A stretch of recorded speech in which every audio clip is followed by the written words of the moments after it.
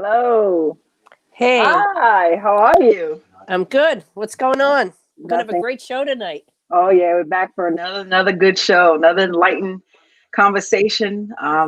This one is a little different from us, Donna. We usually Yeah, it have is. mothers on the show who are talking about their experience raising their children in today's climate, and their experiences growing up with racism and their experience with policing and just having their children aware of policing in America. And this time we decided to do something a little different. Yeah, we have two guys,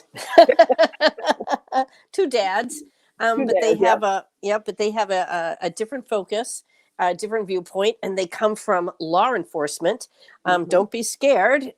They have one's retired and one is an auditor now, Mhm. and they've done some really great things. And I think it's going to be great to hear their perspective tonight. Yeah, and I think one of the things we promised, on the onset of developing this platform is to provide resources and education for Mhm. our listeners and our people that are, following our journey.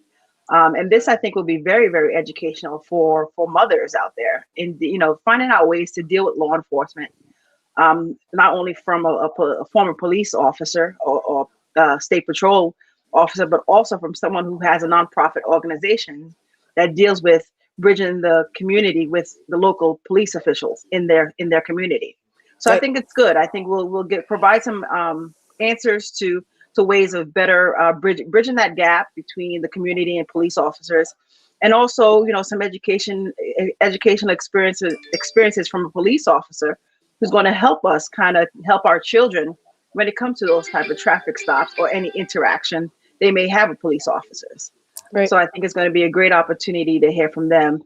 We'll also open it up for questions from our audience that's watching. So if you have a question or comment, please feel free to type it in the comment section, and we'll make sure to ask the question to our guest. And hopefully, we'll get a lot of information tonight to help move this forward and help eradicate racism from not only a mother's perspective, but also the collaboration between mothers, their children, and police officers. Yep, you got it. So Let's I'm going let's to go bring them ahead and on. all right, I'm going to go ahead and add our two guests. Hello, how are Good you? evening. Hello, ladies. Good Good, evening. good. Well, welcome to our show, Mothers Against Racism, a conversation about race from a mother's perspective. And tonight we're going to add a caveat to it, and have a conversation about policing in America.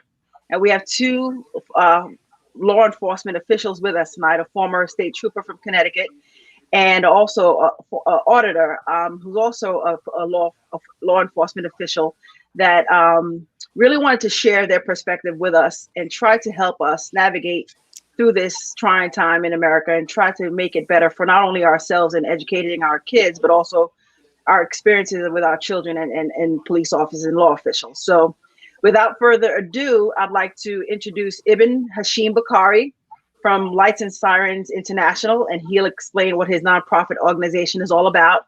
And also former police officer or state trooper, Lindsey Brown. Welcome, guys. And good evening. Good evening. Thanks for having me. Oh, we're so happy to have you with us. Yeah. Okay. All We'll, right. we'll start. Go Yeah, ahead. we'll start with Ibn.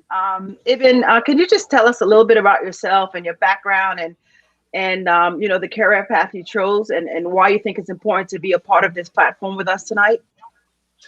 All right. Well, again, thank you so much for allowing me to be here tonight and giving us the opportunity to speak about our perspective and also our nonprofit, Lights and Sirens International.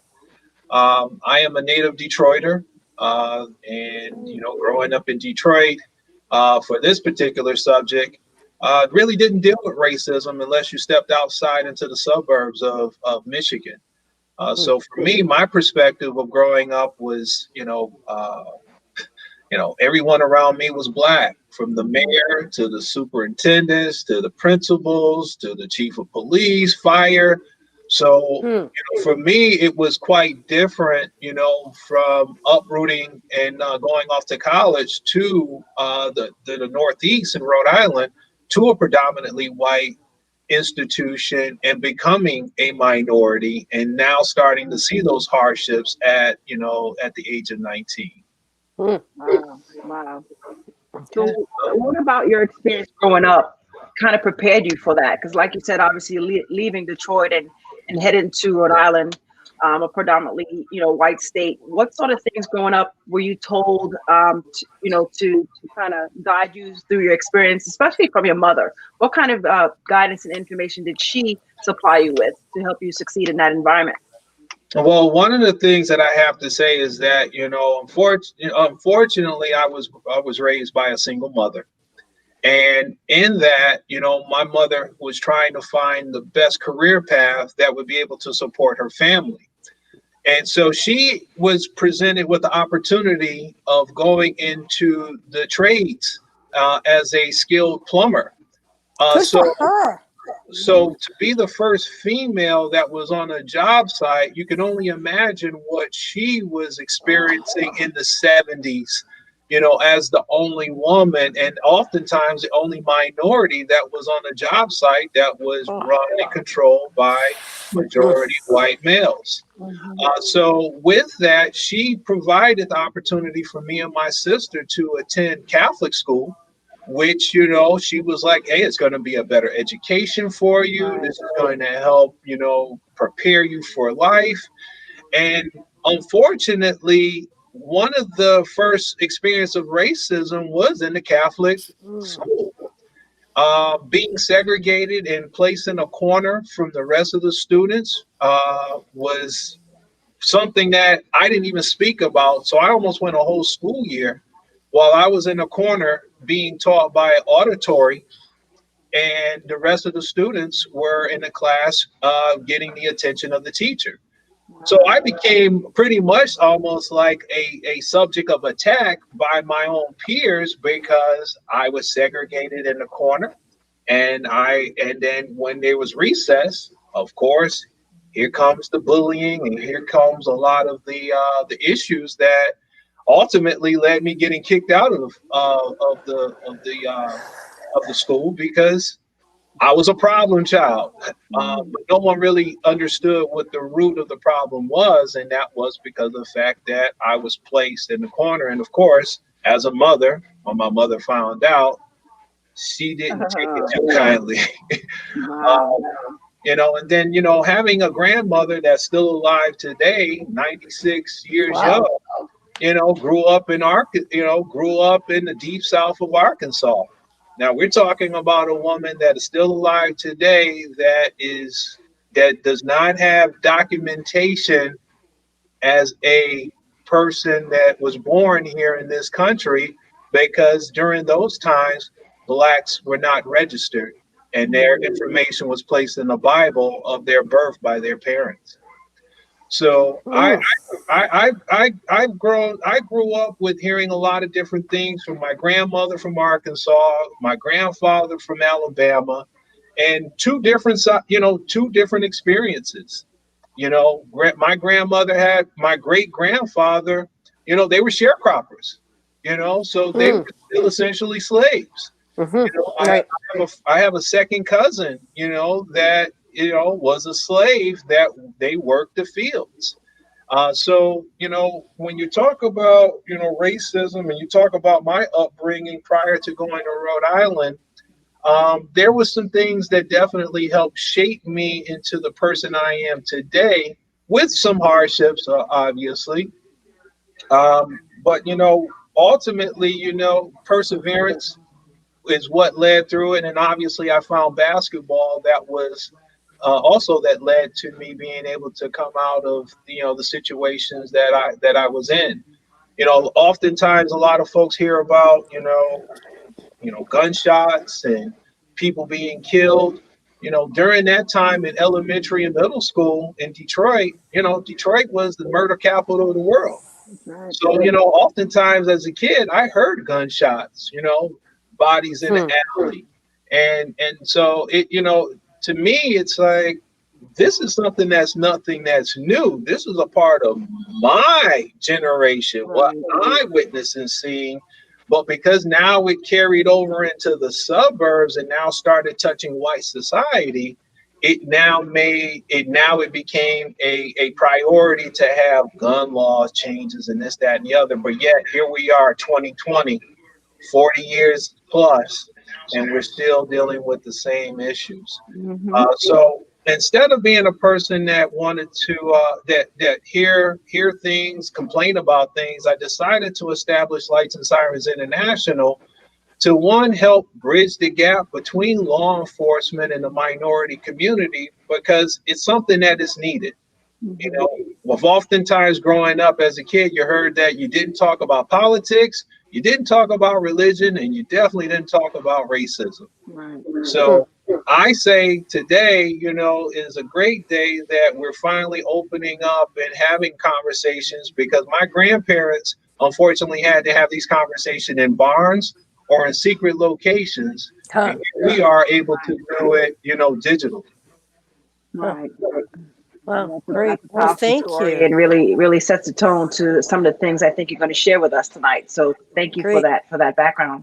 Our Connecticut's retired state trooper, Lindsey Brown. I keep saying officer, and you're far from an officer, so I apologize for that. That's okay. We all do the same job. Can you tell us a little bit about yourself and your upbringing, and your background, and why you think it's important to be on the show with us tonight to enlighten our mothers that are watching? Well, first of all, I want to thank Ibn for fostering the opportunity for me to be here with you tonight. He knows I'm an easy catch.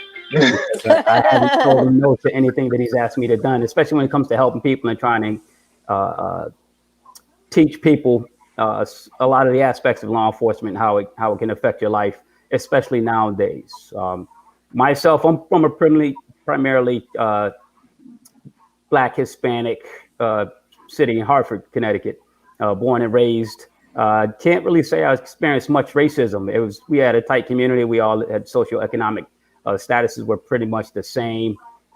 So I can't really point to any one thing or any couple things, actually, not even within the school systems or anything. I think our school systems, while not didn't provide us a lot of the things that we could have or that we should have needed coming up in the public education system, but you still had an opportunity nonetheless. So I think I made it through those years in elementary school and middle school and high school unscathed by racism on a whole.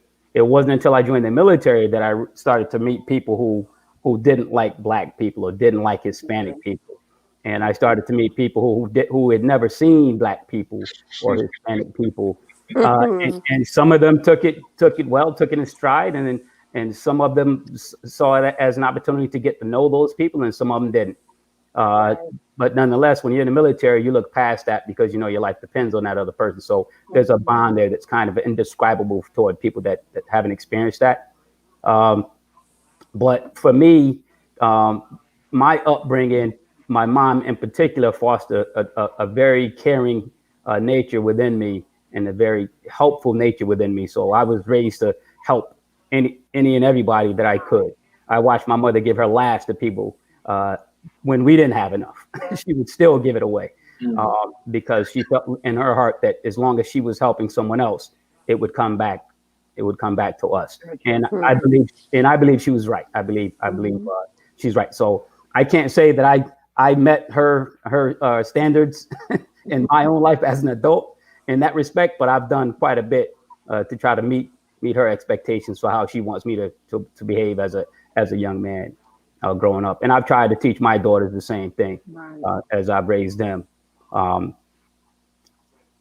So with respect to law enforcement and how I got involved in that, it was as simple as not having seen a Black state trooper before. And we had, back in those days, we had a lot of guest speakers come to our school. We had Andrew Young, we had Montel, Williams, come to the school. We had a lot of people come to our school. We had Rosa Parks come. We had a lot of people, a lot of famous Black people come to our school and give speeches. But the most important for me was the Black state trooper that showed up in my history class when I was a junior, about 6'4", very serious looking gentleman, had never seen a Black state trooper. I was intimidated. I think we all were intimidated at the time. Obviously, any of us had ever seen one before, and it was like, wow, a Black state trooper. You don't see that. You hadn't seen it. Well, I didn't see it back in 1988. So that kind of inspired me to, and kind of set my life on a path to get my stuff together, because I was being a bit of a knucklehead, not too much of a knucklehead, but I had aspirations to go into the military, so I knew not to get in too much trouble. But seeing that black state trooper walk into that classroom gave me plan B, gave me part B, of my life, military being the first 4 years, and then after that, pursuing a career as a state trooper, just based on that speech that black state trooper gave me. And funny enough, after I graduated the academy, I had the opportunity to back him up on patrol. Oh, wow. It's one of the highlights of my career, right? It's one of the highlights of my career, being able to back him up as a trooper after having him be the sole source of my inspiration to become a trooper. And as a matter of fact, we're on the same career path now, because in my current position, I work in an office that he once worked at. Wow. You're just following this man around. Yeah, it just worked out that way. He didn't make any calls for me. My path just went his way. And I can't speak his name enough. I won't speak it now, but he knows any opportunity I have when somebody's talking about it, and somebody that knows him, I throw his name around like candy, because he was that inspirational to me. So that's what brought me into law enforcement and got me involved. And while I was there, I was a school resource officer at one of the local high schools, the state tech schools. And during that process, I was there for 4.5 years. I established the first State Police Explore program in the city of Hartford, and I ran it for 10 years. Out of that program, I was able to get 4 state troopers out of it, four of them. And I had a lot of my youth, they joined the military. A lot of them went into other professional endeavors. But that's the pride of my career, is that Explore program, and working with youth and reaching out to the other community organizations and building rapport with them, and begging for money from state reps to try to help me fund it. So there was a lot of work. I was very focused on helping youth. I went around to all of the high schools. That's why I started. I came into the department wanting to lock up bad guys and help. Right. That's what my goal was. I love my community. I wanted to be a positive influence on my community, having come from there. So that's why I wanted to focus my attention. I always said that law enforcement gave me a chance to do what I always wanted to do with my life. So that's my story with respect to how I got into law enforcement. But there's a lot more we're going to talk about, I'm sure. Yes. Okay. Well, thank you. And to piggyback on what, Lindsay just said, I can't emphasize enough, as I started the story with, my mother, being, the one of the first women to enter the industry in the trades and plumbing. Well, her career ended up going even much further than that, where she ultimately ended up becoming the first female master plumber in the country, and also considered almost in the world. So I found myself in the construction industry due to the fact that, I was there with my mother when she was coming home smelling like wrought iron, wearing those overalls and heavy work boots, and, having to run her bath, and, giving her back massages because of just carrying that pipe and just being in those conditions. Yeah. So, I have to say that, again, mothers against racism. My mother was someone too, just like Lindsay's mother, that was, pressing to make sure that, I was on the right path and trying to do all of the right things to make sure that I achieve what I'm ultimately achieving today. And so I have to say that, she was really like the primary focus and the foundation for me, ultimately being in construction, because she also became the first female inspector for the city of Detroit. Wow. So I find myself also being an inspector for the state of Rhode Island. So I'm also following her footsteps as well. So I just wanted to share that. Your mother was quite the crusader. Yes. Very much so, and still is trailblazing. Good for her. That's inspiring. Huh? So she was quite the role model. Yes, she was, and she's been a role model to a lot more women, to see a woman to do what she did, to show that anything is possible, almost to the point with Kamala Harris being the first female vice president of the United States. Now that's inspiring other Black girls to see that it is possible for you to be vice president of this country. A lot of glasses on the ground. So I have a very question. You guys have raised obviously some of the pointers Donna and I constantly talk about with our guests, in that there's always someone in our lives growing up that kind of taught us how to be inclusive, how to be open to others, how to navigate racism, how to not allow other people's prejudices and judgments to taint our view on how to treat people equally. And we always talk about it being it was my mom for me, it was Donna's mom for her, but I just want to say kudos to your moms for, it's one thing when you hear it with all the women that we've spoken to, but it's really refreshing. And I know it happens. I'm not saying it doesn't. I just want to highlight it, that the mothers just have taken on such a great role of being, great examples to not only their sons, but also their daughters, but also their sons. Mm-hmm. And from my perspective, and this is why we started this platform, I think it's very difficult to raise a son with everything that's going on in the world. And I know for me as a mom, obviously I have two children, 24 and 22. We never sleep. We are constantly thinking about your well-being out in society, out in today's America, with everything that's going on, with just being judged simply by the color of your skin and not by the content of your character, not by, the mother that raised you so lovingly. You're just always judged by your skin tone and your skin color. And that to me is very unfortunate, because that doesn't come with a lot of great experiences for us. So I want to talk to you guys as law enforcement officials, and especially you, Lindsay, as a former state trooper. How did you balance obviously being a man of color and understanding the values, understanding the right way to be to that you would want to be treated, and also coming across whether it was co-workers or situations where you had to kind of navigate through, if it was a struggle at all. I'm not saying it is, I don't know, but that's what I want to know as a mother, as a man of color and a former state trooper.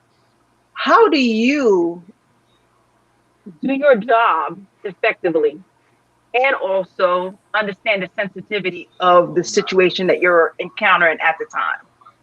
Well, I learned my environment. It starts at home. It started with my life experience. My mother's Sicilian. Okay, she looked like Donna. Okay, so she told me when I was a kid, she didn't care what people look like, and she raised me to not care. And who gives a? I won't use the word. Who cares? Right? You're a human being. God put us all here. So just live your life, be good to people, help people, and live your life. As a trooper, I carried that on, and throughout my life during the military. You think you kind of lost him? Might just be the network. There we go. You're back. I'm sorry. I'm not sure what you heard. But as a trooper, that was the last thing we heard. Okay. Yeah. As a trooper, what I did was I just thought back to my mom. My mother always taught me, treat everybody the same. You're no better than anybody. Nobody's better than you. My mother is Sicilian. She looks like Donna. I don't know if you heard that. That's it. Yeah, we heard that. But I didn't mind hearing it again. Okay. So she never really cared, and she raised us not to care. Integrity does it for me. Leadership skills is what does it for me. Do you have empathy for other people? Do you care about other people? As a law enforcement officer, if you don't care and show empathy toward other people, you got no business being a law enforcement officer. If your mission is to have a gun and a badge and block people up, you got no business being a police officer. If your mission is to help people, then by all means, sign up, go to the academy, and do the job with integrity. That's what it's really all about. When you have someone whose life experiences is diverse, and someone, even if it's not diverse, if they're smart enough to just go in and learn their community, even if it's your patrol area, even if you don't cover the whole state, like here in Connecticut, you don't cover the whole state, or you have different areas. I had to learn my community. I had to learn my environment. So you got to learn what your community likes, what they enjoy, what their problems are. You got to talk to people and get out and do some community policing so that you can build a rapport with them. But at the end of the day, it pretty goes back to your integrity, your empathy, and pretty much, like the Bible says, right? Do unto others as you would have them do unto you. It really is that simple. All the other biases and racist issues that a lot of people have in law enforcement, those are things that just will always be there because you're never going to convince everybody not to have those biases, and sometimes they're unconscious. But this conversation is an example of how to help bridge that gap and how to help talk to people about those issues, especially when it comes to law enforcement. Because sometimes in law enforcement, a lot of people don't want to hear it. A lot of people could care less that we're here talking about racism in law enforcement. Right. You know what I mean? And a lot of them are police officers because they're so bent on being a police officer that they either don't realize or have forgotten, why you became a police officer. When I sat on several law enforcement candidate boards and interviewed prospective law enforcement officers. One of the first questions in all those boards is, why do you want to be a police officer? You would be surprised how many people have a hard time answering that question. I've heard anything from my uncle was a cop, my cousin was a cop, my brother's a cop. Okay, but why do you want to be a police officer? Right. The city's a nice place, the town's a nice place. Okay, but why do you want to be a police officer? Right. Not mentioning anything about empathy and helping the community and reaching out to community organizations and stopping crime. They just talk about being a cop because it's cool, especially nowadays. Being a cop is the real cool thing to do for a lot of people. And recruitment efforts need to be fine-tuned, so to speak, to help out in that aspect.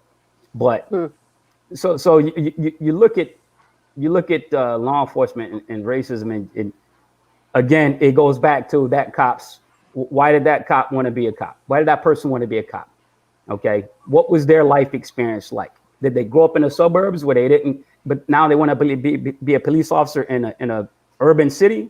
Right. Then if you don't have empathy and you're not a caring person, you're going to have a hard time in that environment because you're going to either be too soft a cop, too scary a cop, or a bad cop. And you kind of got to find some balance there. I always say fear, discipline, and training. If you lack either one of those as a cop, you're going to have some problems in your career because you can't go into law enforcement being afraid of any group of people. You just can't. You can't go into law enforcement untrained. You have to train yourself before you even get there. You have to take steps to train yourself and learn as much as you can about law enforcement, about self-defense, so that you're not afraid when you get into certain situations. And you have to have the discipline, right? You have to be disciplined in anything and everything you do in life. You have to have everything starts with discipline. As a police officer, you have somebody's life in your hands, right? You have the authority to legally take someone's life, right? But do you have to use it? Not necessarily. And most police officers don't, right? Most don't. But the ones that do, a lot of times, fear is a huge factor, training is a huge factor, and discipline. Those are three main huge factors. And Ibn and I have talked about this a few weeks ago, as a matter of fact. I believe those three things will make for a really challenging career for certain people within law enforcement, even moving forward the way things are today. Can I ask you like a series, like a quick questions, but sure. I'm sure they don't have quick answers.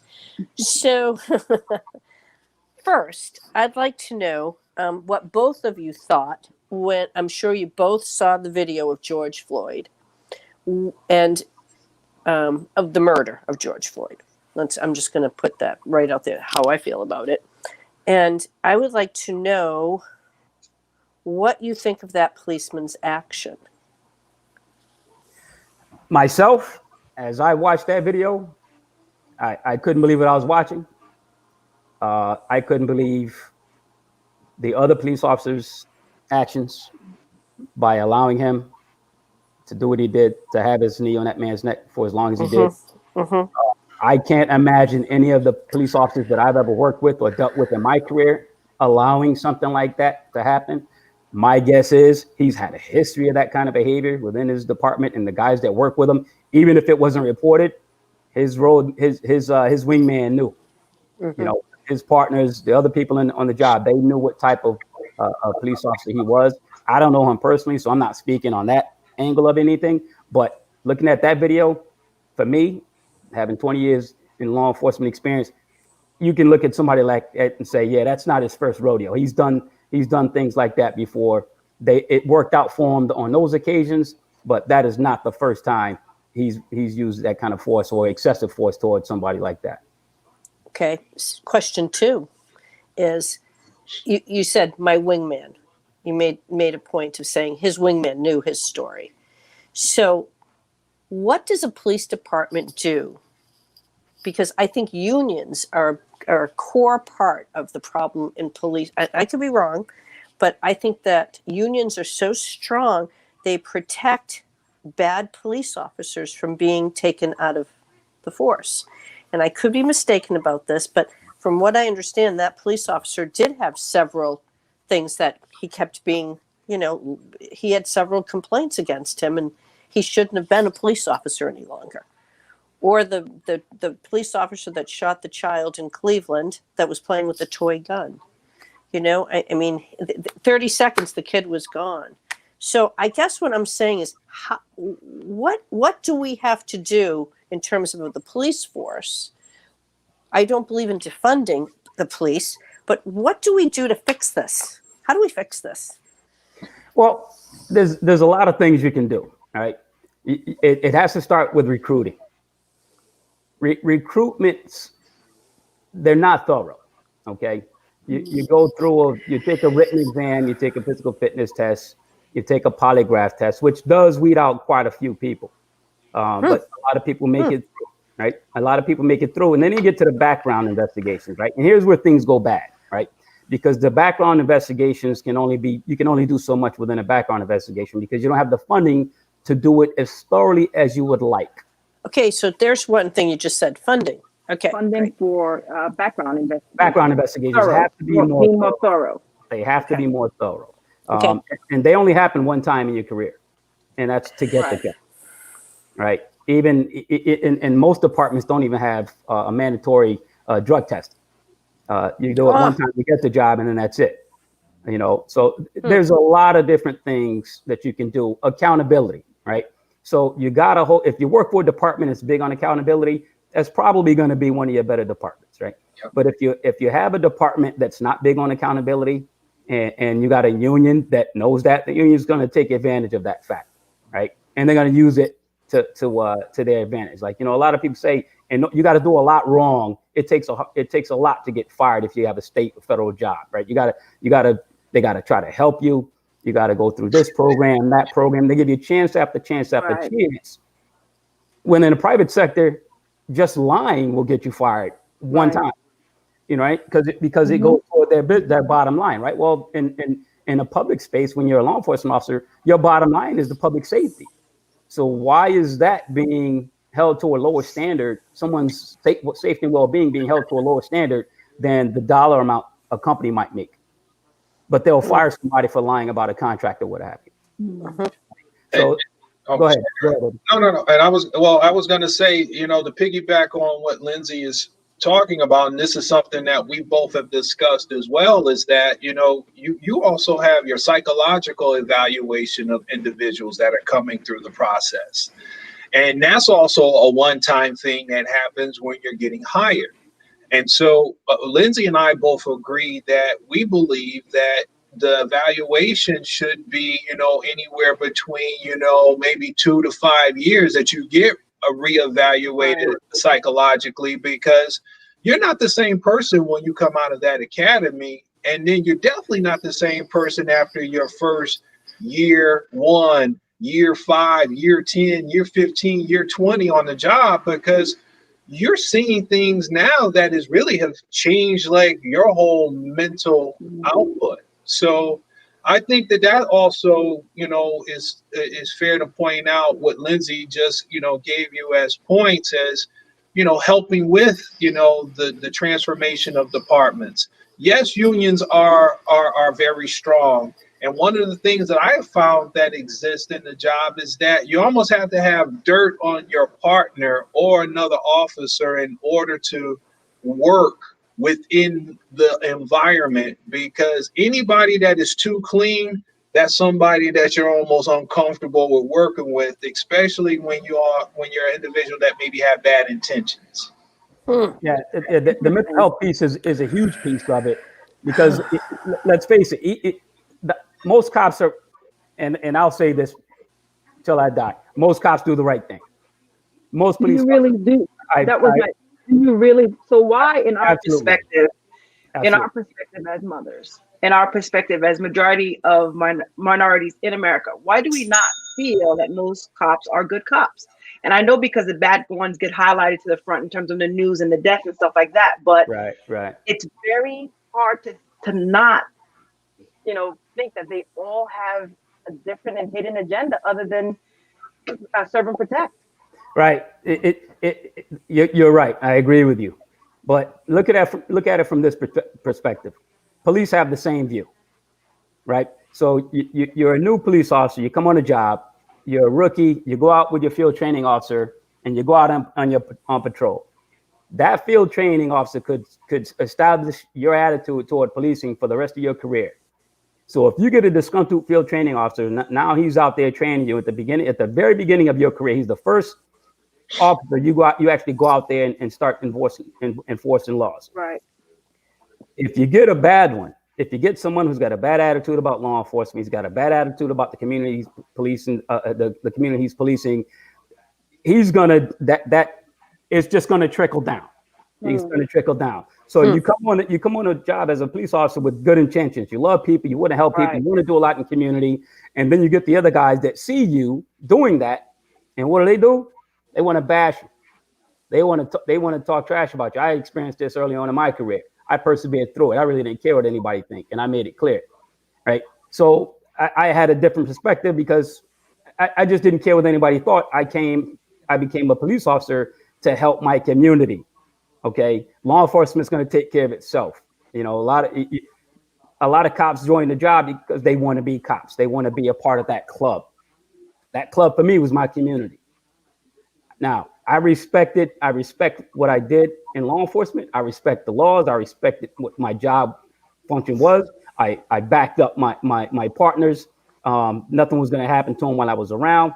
But when it came to excessive force or being disrespectful toward people, there were limits and there were lines drawn. And when you're a cop, your partners and other officers in that department, they know what type of person you are. They know who they can do bad things with and who they can't. Right. So the bad ones typically kind of hang together. If you're a bad cop and you see Lindsey Brown coming up, hey, Lindsey's here. Or if it's Donna, hey, Donna's showing up. We gotta chill out. But if you know Ibben's on that fence, and you have any you might want to say, hey, you know what, Ibben's going to take it a little further. I'm having a bad day. I'm going to hang out with Ibben today. You know what I mean? So it all depends. But the mental health aspect of it is critical because you do see trauma. I saw trauma within months after coming off FTO. I watched an 8-month-old baby pass away from SID. And then right after that, I watched a gentleman die in a horrific motor vehicle accident. Right. And then after that, there was another. There's another. And there's a lot of traumatic things you go through, from domestic disputes, fielding calls of mental health patients. You don't just leave that stuff at the scene. You take it home, and it becomes part of your life. So go ahead, Donna. So you're making a really valid point here. This is really great because I'm thinking about this. Wow, look at what this young man was dealing with. So are we not giving police officers enough support to have a support in terms of this is a terrible trauma. Humans shouldn't be seeing this stuff and dealing with this. Do we not give police officers enough psychological support? Not even close. Not even close. It's we in our department, we had a program. We had a mentoring program, one run by an outstanding sergeant on the job who I knew and had an opportunity to work with. He ran that program. And he did the best job he could. But overall, at a state level, at an organized level, at a mandatory style level, no, that just doesn't happen. Once you get that psych eval to get the job, you're done. And if you have any problems after that, well, call EAP. right? Mm. Or go see your pastor, or go talk to one of the guys, or go to one of your supervisors and talk to them. But real mental health to deal with trauma, EAP was the answer. And a lot of times, you know, you have friends that you can talk to. They can get you through things, and you know, family that can get you through things. And it just goes, It's not enough. it's not enough. It's Right. not. And It's not that's what you enough. keep saying, something get you through things Yes. versus Help you. you know, dealing with it and making it perhaps mandatory that if you're seeing a trauma, then sorry, you got to go see and talk it out with someone, and you can't come back to work until you've talked it out with someone, whether you like it or not. I don't know. So you're giving me a lot of thought here. Well, a lot of times it's mandatory. A lot of times departments will have policies. Okay, well, if you experience this type of trauma, you got to call EAP. You know how many times I've been asked that? Once. Okay. Wow. And it was 2 weeks. And it was 2 weeks after the trauma, right? Fortunately for me, I was okay, right? I was okay.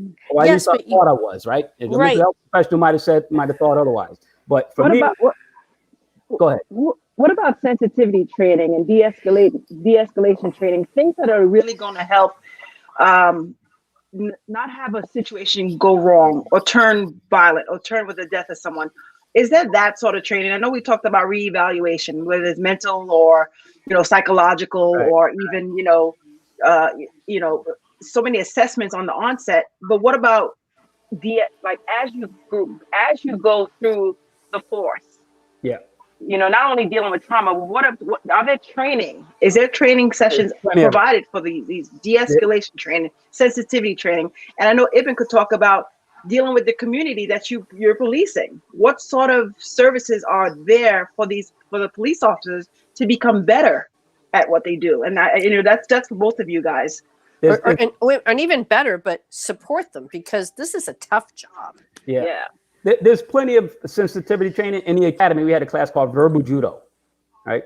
And it was the Verbal Judo Institute. I can't remember where they were from. I want to say down in Virginia somewhere.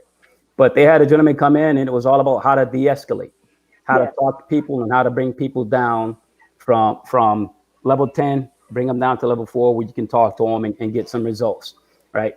And throughout my career in my department, we consistently had that type of training. So it all depends on the department and the leadership within that department. And the funding.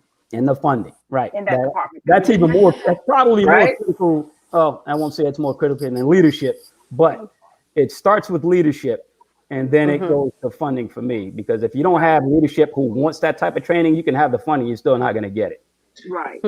And training becomes something that a lot of folks want to either run away or shy from when you're on the job. When you say that you have a training that you have to attend to, everybody is like, oh God, I got to go to a training section. Whereas you have some folks that are on the nerdy side that's like, yeah, absolutely, I need it. Or better yet, they've already experienced some type of trauma that they're like, thank you, finally, I'm getting the help that I need to be able to get through this. But at least with our nonprofit organization, and that's how we really started, was Lights and Sirens International was started to basically give public safety officials the opportunity to feel like civilians by going down to the Dominican Republic, participating in a sporting event that ultimately end up leading to missionary work while we were helping those that were less fortunate. So, I'm sorry, go ahead, Don. No, I just said, Yep. So, we've been working on this now going on 12 years, where we have, essentially have had law officials from, California, Texas, Louisiana, Illinois, Georgia, Michigan, New York, even Canada has had agencies that have come down to participate in this event. And, you really see how folks, after 5 days of just being able to just feel like a civilian, because the officer will tell you, like, hey, listen, this is just a uniform, but I'm just like you on the other side of this.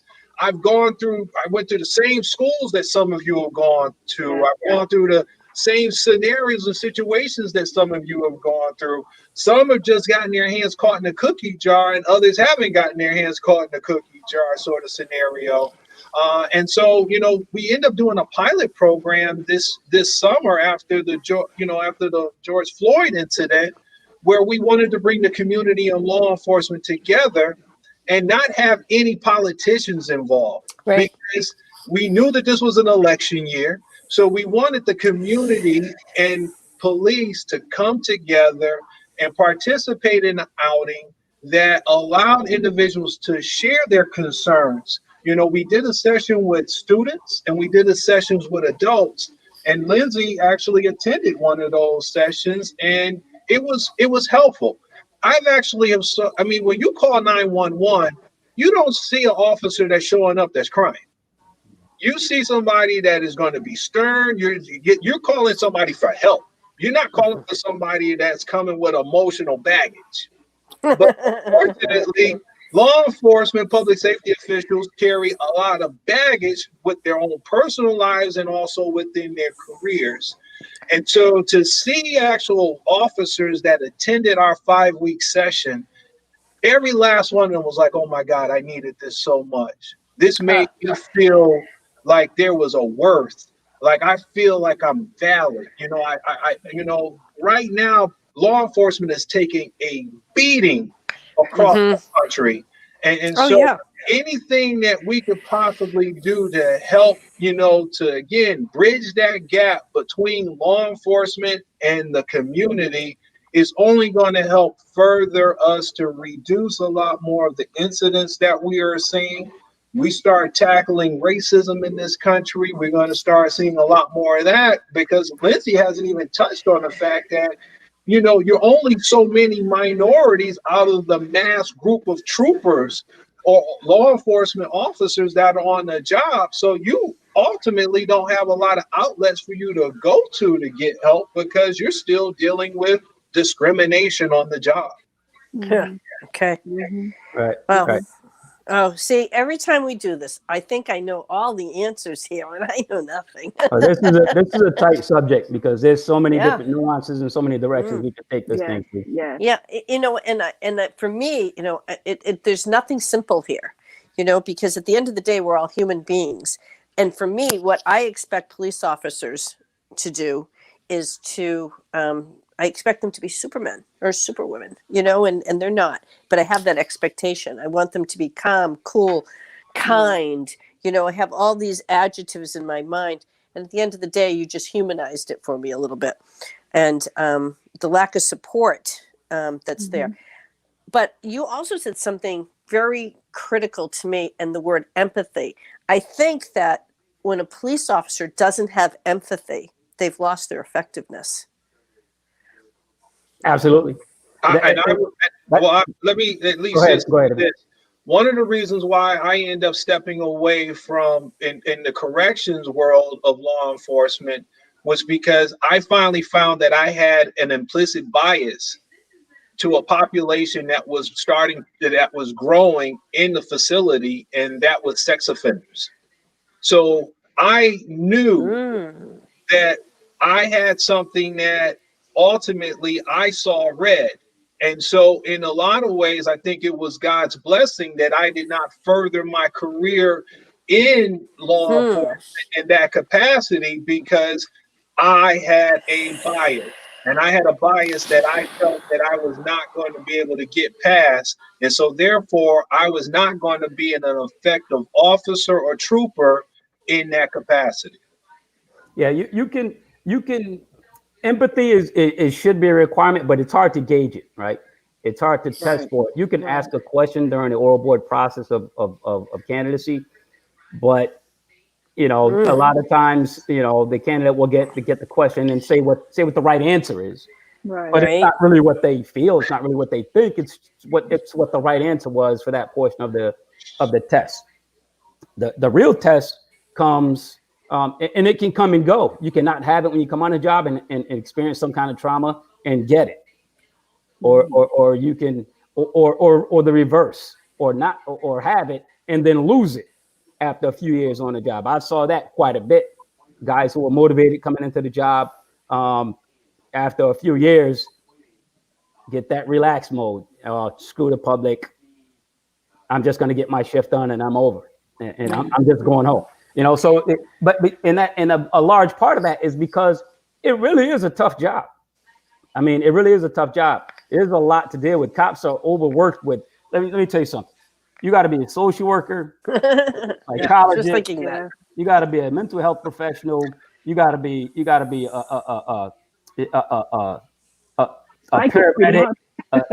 You got to be a lot of different things all around.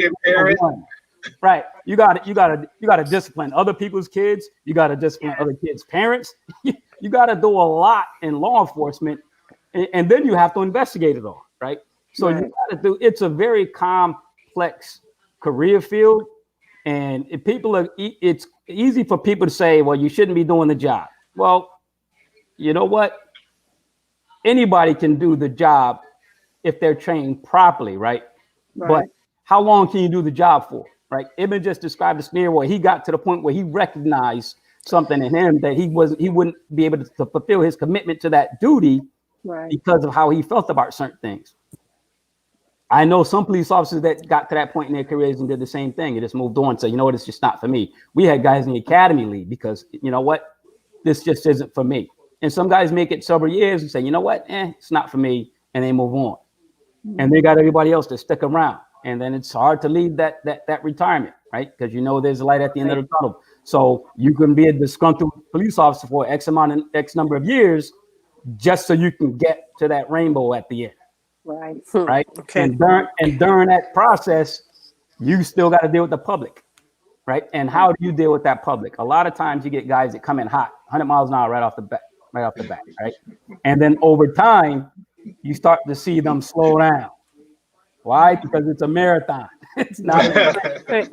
You learn very quickly. Either you get tuned up by the public, you get tuned up by your superiors, you get tuned up by your partners. But you start to learn to do the job efficiently through patience and time and understanding where you are working. So if you take the time to understand, this goes back to what we were talking about earlier. If you take the time to take care of yourself and understand that you have a job that's really stressful, it's high stress. And yes, absolutely, we signed up for it, right? Because I've heard people say, well, if you can't handle it, you shouldn't sign up for it. You can't prep yourself for that with this kind of job. You can't prep yourself for the unknown. You don't know what kind of call you're going to. You know what I mean? I didn't know I was going to a scene where a guy there was a car fire and a guy was burning up, right?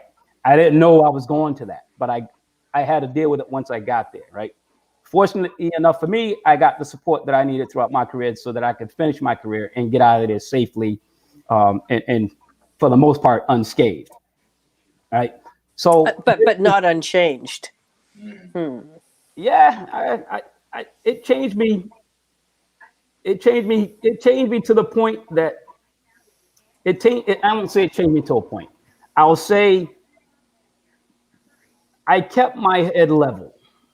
And that's to say, I never forgot where I came from. I never forgot that I was there to take care of people and look out for other people, not myself. I never forgot that my job was to have empathy and care for others, period.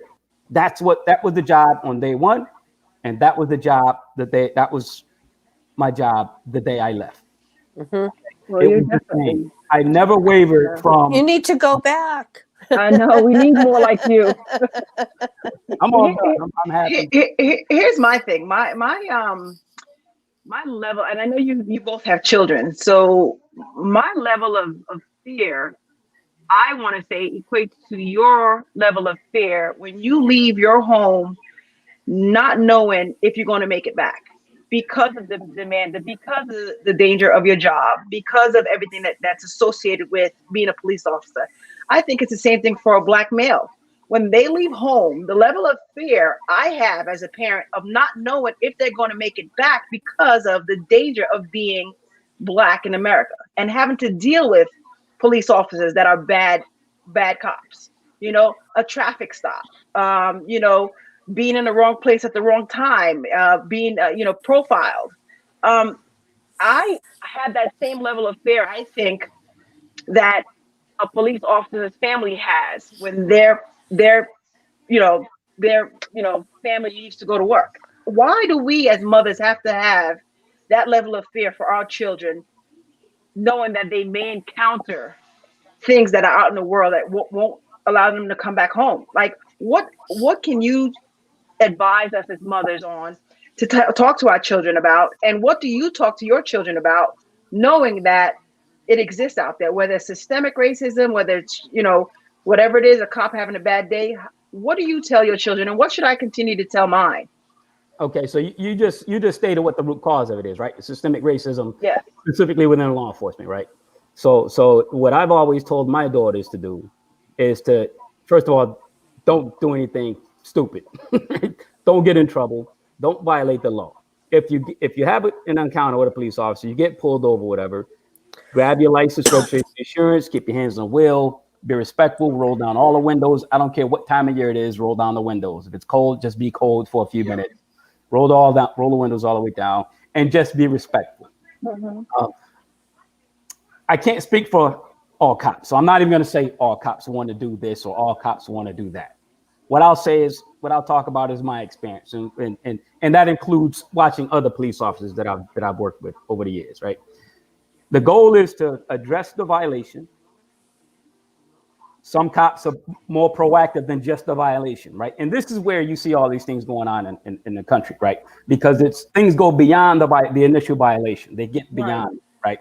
So what you have to understand is some cops are more motivated to do more, to investigate more, to find more, right? Some cops are more motivated to do that. And that's okay, because I can tell you, you can find some things by asking questions. There's nothing wrong with asking questions for police officers to ask questions. Why would they investigate more when it comes to Black?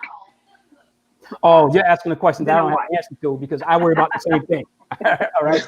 I worry about the same thing, except it's all about knowledge, right? So I always tell people, none of the laws in your state are secret. They're all online. You can go online and find out whatever your statutes are in your state and learn every criminal law there is. So you can, in effect, go online and learn everything that police officers know, and probably more if you pay attention, if you read up on it. None of this stuff is a secret. And I'm going to talk now. So with respect to cops who don't do the job properly, right? What they tend to do is bank on the fact that you don't know the law. So you might get asked some probing questions. This is getting interesting. To assess whether or not you know the law. Okay. And then once they realize you don't know, now they can do whatever they want to do because they know they got you. That's right. Right. So what I would tell you to do is teach your kids the law. Go into the statute, and Connecticut's 53A statutes, right? Those and 14A motor vehicle statutes, right? Learn those statutes. They're in plain English. They're a little tricky to understand. There's a lot of law enforcement jargon you got to get through. A lot of elements of crimes. Things are broken down into elements, and that's what throws all of the street judges off, right? When you see something on the news and everybody's, oh, he should go to jail for that. No, they shouldn't. And that's just because they don't know the nuances within the law. They don't know the elements of whatever that crime is. So that's why they make statements like that, just because they don't know. But all of that stuff is readily available to any one of us online. And it's easy reading. It's not difficult stuff to do. Learn search and seizure laws, right? Learn search and seizure laws, learn your motor vehicle laws, learn your criminal laws. If you learn your search and seizure laws, that'll get you'll be way ahead of the game there. Because that's the gist of what a lot of these things go to, right? It starts with a traffic stop, and the next thing you know, the police want to search something, right? So learn your search and seizure laws. Now, don't get me wrong. I'm not saying there's anything wrong with that, because a lot of times the public, you want police officers to look further into that guy's or that girl's situation, because you can, sometimes you do come up with things that, you might stop a rapist. You might stop a burglar. Right. You might stop someone who just committed some violent crime towards someone, and asking those questions lead to those types of things. What we as citizens do is get offended by that a lot. And it's not so, I don't think it's so much the question, it's how the question's asked, because cops have this bravado thing going on, right? So we have this control. You do what I say, not as I do, right? Which I heard a lot of old guys when I came on the job talk about, that's just how things were done. But even as I retired, I started to notice the climate of policing and how it was how policing was done change. So now the new generation of law enforcement, they do things a little differently than things were done when I came on the job, right? So what you want to do is you want to teach them basic traffic stops, whatever. Those just do what you're told. Just do what they ask you. If they're not asking you to commit a crime, you don't want to be disrespected, but don't try to hold court on a street, right? Don't hold court on the street. You know, if they talk trash to you, let them talk trash. As long as you got your license, registration, insurance, you're good. Okay. Even if one of them are bad, right? Say your license is expired, take the ticket, right? Or if it's revoked, they might tow your car. Okay. Just take care of it all, right? Just maintain your composure, because at the end of the day, you want to get home. And you don't realize, you don't know how aggressive the police officer is that stopped you. You might get somebody that's really lenient. You might get somebody who's just a hard charge. You just don't know, right? You might get somebody who's really excessive. You don't know. So all you can do is control your behavior. Right? You can't control that police officer's behavior. You can only control yours. And as long as you keep that needle in the middle so that you don't give that officer any reason to feel threatened, right? Because that's a whole nother subject that we can get into on another time. But the laws are in favor. There's a right way for the driver to act during this situation. Is there a right way for the officer to act? Because I think there are a lot of different interpretations of what you just expressed from their perspective. And we're not getting the same officers all the time. We're getting depending on what they had for lunch, depending on what happened at home the night before, depending on how long they've been in the force, depending on their trauma, depending on their biases, depending on so many things. We're not getting equal treatment under the law into how we are supposed to be treated when it comes to search and seizure, or just a simple investigation, where our children are not being treated the same as a white young man that gets stopped. That I think is where more discussion should be and more training should be.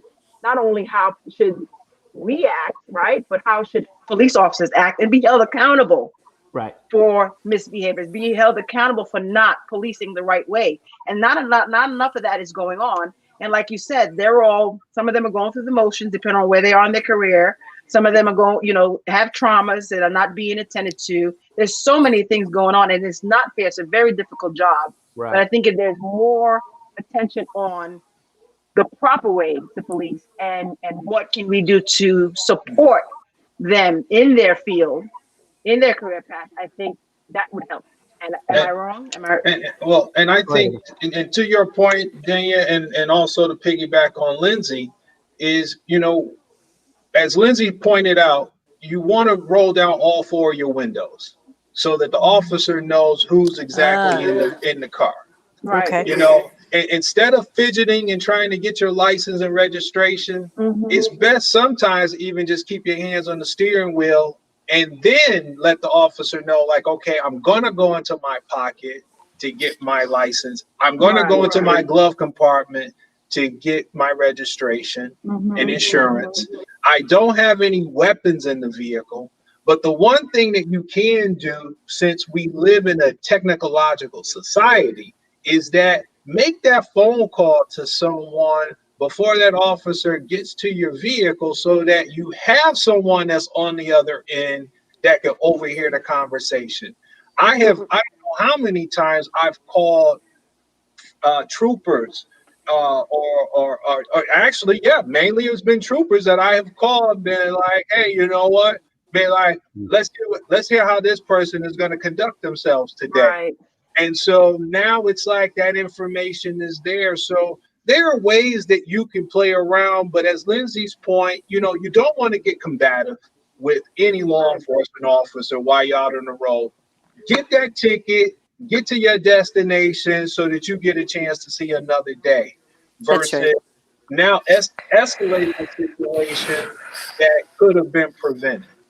So the onus is on the police officer to behave professionally with integrity, period, right?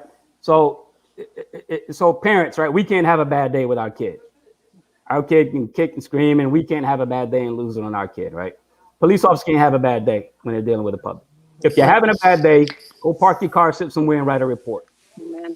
Yeah. Tell the boss, hey, I need to sit in the house for a little while and get myself together. You can't have a bad day and be out there dealing with the public and trying to negotiate some kind of traffic stop while you're having a bad day, or you shouldn't. It happens, it occurs, because police officers deal with the same thing, right? You might be in a great mood. I've been in great moods. Got to work, and then somebody just totally ruins it, right? They're stressed because everybody's stressed out, right? Everybody's stressed out, right? At some point or another, you're gonna run across somebody who's stressed out. So now they bring their stress to they get stopped. They're already stressed out. Now they get pulled over for some kind of violation, or they have to deal with a police officer for some kind of violation.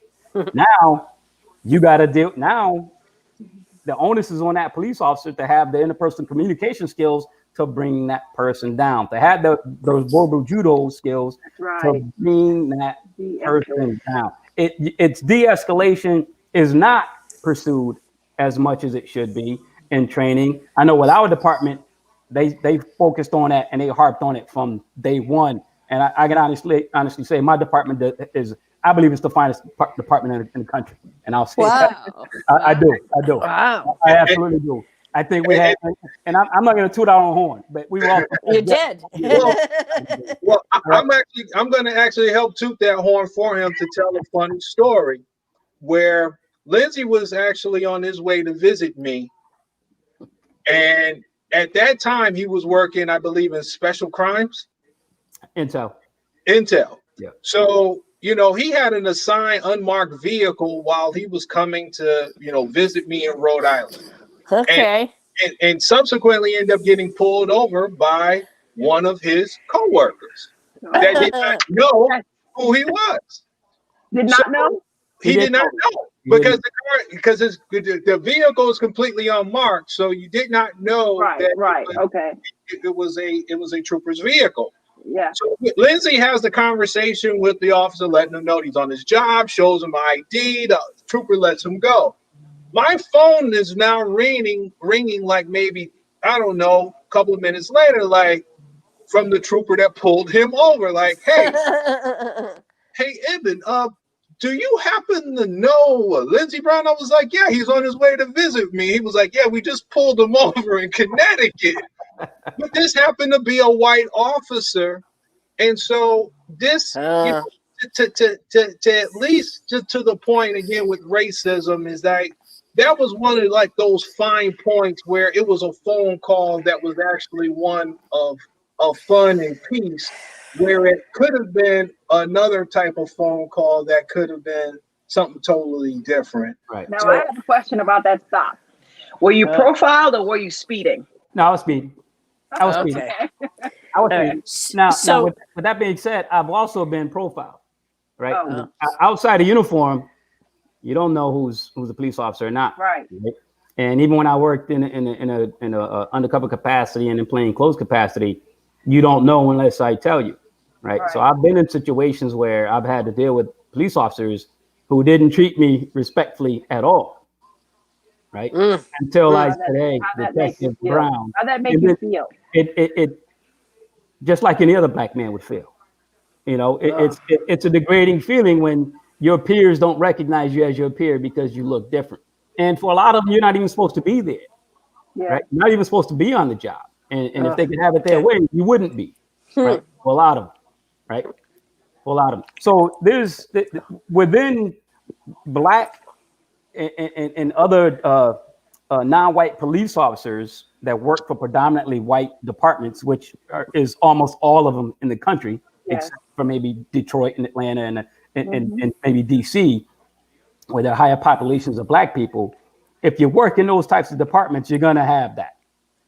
And again, it goes back to how that person was raised and what their empathy level is and what knowledge they have about their community, right? Because again, if you don't know your community, you got no business working in it. You have to know who is in your community. You have to empathize with the people in your community. You have to. And we also live in a society now where accountability, which has been mentioned probably about 5 times during the course of this, this discussion, is there's 3 accountabilities. The number one we've already talked about, which is the law enforcement accountability. Mm-hmm. Second is personal accountability. You know, individuals need to be accountable for their actions and their decisions that they make that ultimately lead to law enforcement involvement. Right. And the third is social accountability. Socially, we need to have accountability, you know, from our judges, our prosecutors, you know, the command staff of these agencies, as well as our elected officials. Mhm. You know, and mothers. and please don't discount that, because you know, we're looking and we're watching now. You know, this old white woman is watching, you know, very carefully, and sometimes doing silly things because of it, but doing them. And we're watching. We're watching, and the reason why she said that is because it's true. She stopped and watched a police officer investigate someone during a traffic stop. And when my son got pulled over about a mile down from my house, I drove right to the traffic stop and sat there and watched, and didn't get involved with the investigation, but at least let them know that they're being held accountable. They're going to be held accountable, and this is someone who needs to go home to their family. Right. Not be treated as So mothers, we're standing up now. And it's hard. Look at me. I'm just a typical little old white lady. And, you know, hard for a cop to, like, you know, give me a hard time, you know. But he did. He did. Listen, no police officer should care, as long as you're not interrupting and interfering with that investigation. Should care that you're watching them. I actually encourage it throughout my career. A lot of police officers, when we got those cameras, like, I don't want cameras. I didn't care about the camera. Watch me. What you're going to see is a training video on how to conduct a motor vehicle stop, is what you're going to see if you watch me, because I had some pretty good mentors who taught me how to get through it and get through it professionally with integrity. And I used the word integrity before because that's what I base my career on: integrity and empathy and caring for other people. So as a mom, and this is Mothers Against Racism, and we're talking about law enforcement here, right? Teach your kids what the laws are. Yes. Teach them not to be afraid of police officers. I remember. Question: where do they go to learn these laws? These are one of the questions that's popped up since you just said that. You can go online, check your state's criminal statutes for whatever the crime is. Right. So go on. If it's Connecticut, it's Connecticut general statutes. It might be something different in Rhode Island. It might be something different in Mass. Right. But you can go to any state, or you can just ask a police officer, hey, what statutes do you guys operate under? And you can find that information right online. It's all public information, and you can learn it. But teach your kids what those laws are, so that when they do recognize that their rights are being violated, they can address that. And most times, when a police officer knows you know what you're talking about, they're going to stand down.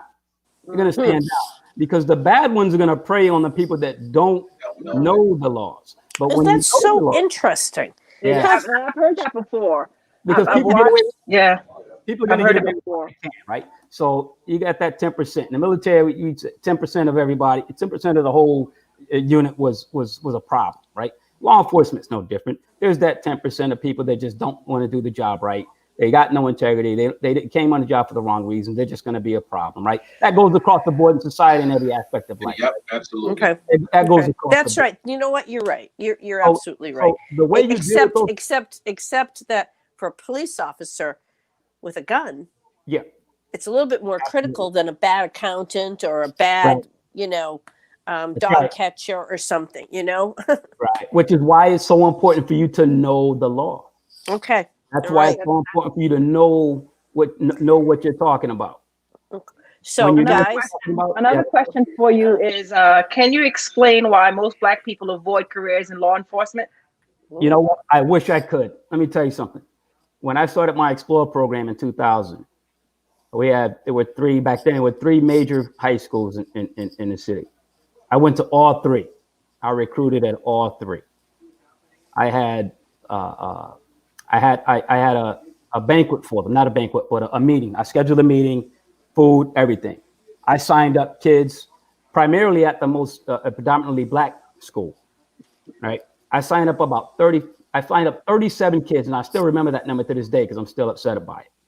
I signed up 37 kids, stood in the cafeteria with one of my other explorers and a member of the recruiting unit during all 3 lunchways. And we signed up kids. And let me tell you, there were kids that would stand on the side and look and wouldn't come near us because they didn't want their friends to see them talking to us. Right? So I would recognize that, and I would send my explorer over there, hey, go and talk to that kid. He's interested. Right? So what I ended up with were 35 kids on my list. I sent letters. I talked to the parents. Every single one of them said they would be there. They had a meeting come. Not one showed up. Not one. I struggled to recruit. I've had some black kids in particular came through the program. The school that I worked at was primarily Hispanic, but I had some black kids in my program as well over the years. That one school, which happened to be my alma mater, the school that I graduated from, could not get those kids involved. And when I talked to the principal asked me, he said, hey, can you come to the school and run it out of the school? Our kids don't want to go to the South End. I was a one-man show. Now, they had their own school resource officer, and the city had their own Explore program. I talked to those kids, didn't want to be a part of that program for whatever reason, and it may be the same reason they didn't want to be a part of mine. That phenomenon, I'm still struggling with to this day. Oh, that's Why heart-wrenching. didn't we get our youth into law enforcement? And I think it goes all the way back to the perception that black people have toward law enforcement, which is based on the systematic racism that perpetuated within law enforcement toward black people. It runs deeper than I realized. I was naive about it.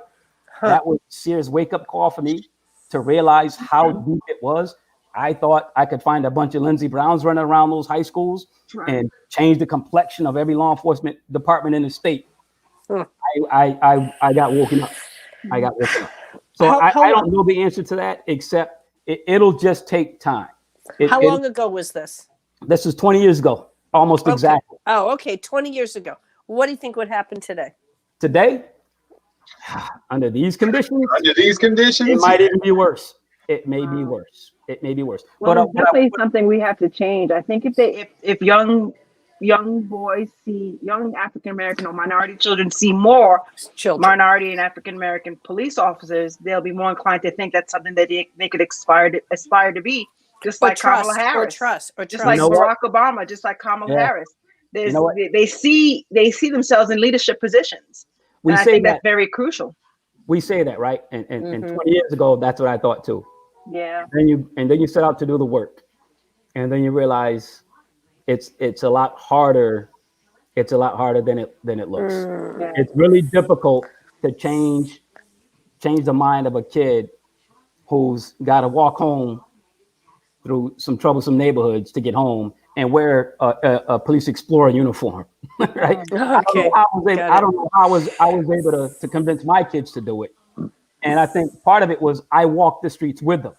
We did a lot of things like raffles. I didn't send them home with sign-up sheet and say, hey, go collect money.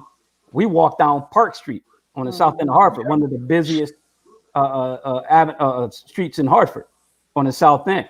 All right. I walked store to store with them. We stopped pedestrians on the street. We stopped talking to citizens, asking them to support, our Explore program. Right. We got a lot of support. But when I went to the north end, which primarily black population, it's a lot different. It's a lot different. So if you don't get the support, we got to teach our generation to stop telling their kids, don't get in trouble. I'm going to call the cops on you. I don't know how many times I've had to tell a mom who saw me having lunch at a diner or somewhere, and the kid might have been acting up a little bit, and the mom said, you better be careful. I'm going to call the police. Interesting. And I'd say, hey, man, please don't do that, because your kid is going to grow up being afraid of the police. And I'm here to help. And you might have had a bad experience with somebody, but that's not me. And I assure you, I'm doing you no harm and your child no harm. Very interesting. So we have to teach ourselves. We got to train ourselves out of that mentality that they created, right? Yes. It's not our fault, right? But we still have to train. We got to take responsibility for our part in that and do something about it, right? Because right now, the way things are going right now, you know, and I hear a lot of people saying, well, instead of talking so much about the police officers and degrading the police officers so much, why don't you go and take the test, right? A lot of people, I know a lot of qualified people that are like, nah, it's not my thing. I don't want to be. Well, why? If you're complaining about the law enforcement officers in your community and you're able-bodied and intelligent enough to go and take the test and pass the test and go through the process, then do so. That's how you change the environment within your department. That's how you do it. You do it from within. You can march all you want. You can do all those things and they bring attention to those issues. But you gotta get people in there and build up those leadership roles so that they can create change from within. Because do you think that police departments should reflect how their communities look? Absolutely. See, Absolutely. When I go to the rural towns outside of my town, they do. And they hire Black, Hispanic just because they want to, you know, there's a federal quota they might want to meet, or they want to appear diverse. Right. So they might hire the 1 or 2 occasional Black, Hispanic, or Asian person. But primarily, you know, and this is something I wrote down in one of my notes earlier, residential requirements. A lot of the cities had residential requirements, right? But residential requirements only last for like, what, a year? All right, most towns. Okay, so what guys are doing, what people were doing was, you know, moving in town, using that residence. Once they get the job, they leave, go back to the suburbs. So now they're out of the community. They're no longer policing the community. Right. So they're no longer vested in that community. So the care level and the empathy level starts to go down. Right. And you know, and then we're also still dealing with, you know, generational situations of image of police brutality towards minorities. You you look at Rodney King. You know, that was in '92. You know, you look at the riots that happened in the '60s. You know, you're looking at now 2020 during a COVID era where we're still dealing with a lot of the things that are within all of our generational viewpoint, and the viewers that is watching this that are still stuck in that mentality. So to the point of what Lindsay's pointing out to is that we have to recondition ourselves and recondition our children from what we were taught, what our grandparents were taught, our great grandparents were taught in this whole process. You know, it is a process. It's taking time. Again, I've seen some things that are showing me hope that things are definitely changing. Case in point, the relationship and friendship that I have with, you know, Lindsey Brown here and many other brothers across the country that have decided to take the oath to try to help change the problem versus talking about the problem. Right. Daniel and myself. Yes, like what we're doing here with this platform. Exactly. But Ibn, you mentioned your nonprofit quite a bit tonight. Can you let us know how we can support, how we can get in contact with you? Yeah. So, you know, you can find Lights and Sirens International on YouTube, Facebook, Instagram. We also have our website, www.lightsandsirensinternational.org.